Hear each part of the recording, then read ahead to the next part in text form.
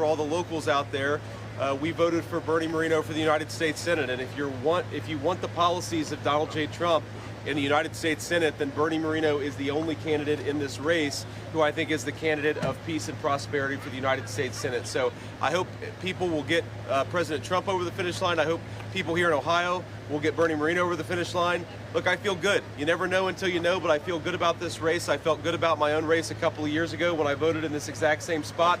Hopefully it goes as well for President Trump and me as it went for me a couple of years ago in the state of Ohio. So appreciate you guys being here. Happy to take a few questions. You obviously can see my kids bouncing around here. There's Usha.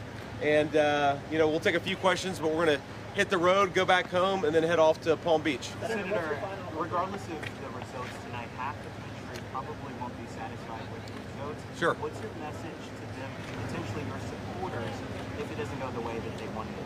Well, look, I think our message is, first of all, we do expect to win, but obviously no matter who wins, half the country, as you said, is going to be at least partially disappointed. I think my attitude is the best way to heal the rift in the country is to try to govern the country as well as we can, create as much prosperity as we can for the American people, and remind our fellow Americans that we are all fundamentally on the same team however we voted. I certainly hope you vote for Donald J. Trump today. I think that his policies are going to promote peace and prosperity for our citizens. But if you vote the wrong way, in my view, I'm still going to love you. I'm still going to treat you as a fellow citizen. And if I am lucky enough to be your vice president, I'm going to fight hard for your dreams and for your family over the next 4 years. Senator, do you have an opinion on who will fill your Senate seat if you win? No, look, I'm way too superstitious to think about those things. Let's get this election over the finish line. Let's make Donald J. Trump the president-elect, and then we'll worry about what happens afterwards.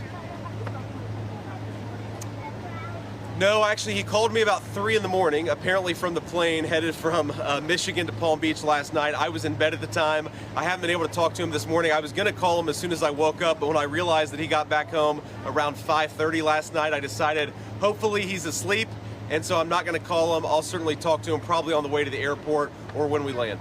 Senator, you grew up 20 miles away in Middletown. Now you're standing here. Maybe in a few hours you'll be the next vice president. Yeah. How are you feeling about that in that moment? Here to here, and possibly second in command. Look, it's an amazing thing. My heart is just overwhelmed with gratitude to the generosity of the American people. The fact that I'm standing here is very much a testament to the fact that we live in the greatest country in the history of the world. The fact that I have a beautiful wife and 3 beautiful kids is more importantly a testament to the fact that we live in the greatest country in the world. So I think that what today represents is an opportunity to pay down a debt that I owe to this country. And if I am the vice president, I'm going to work as hard as I can to pay down that debt. I don't think I'll ever be able to return what this country has given to me, but I'm going to try, but we have to win first. Sir.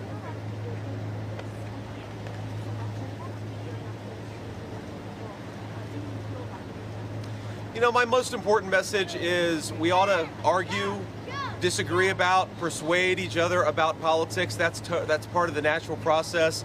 But we can't discard friends and we can't discard family members. I think that if we all just recognize this basic principle, that we ought to love people, we ought to be friends with people, we ought to be family members with people, regardless of their politics, that would do a lot to heal the division. I know myself, I've had a lot of friends, not a lot, I've had a few friends who have cast their friendship aside because I decided that I wanted Donald J. Trump to be the winner in the last election and in this election. I think that's a tragedy, and I'm not going to follow that example. I'd say to everybody, whether you're voting for Donald Trump or voting for Kamala Harris, remember, friends and family, that stuff is what really, really matters. We ought to be kind to one another. We ought to treat each other with respect.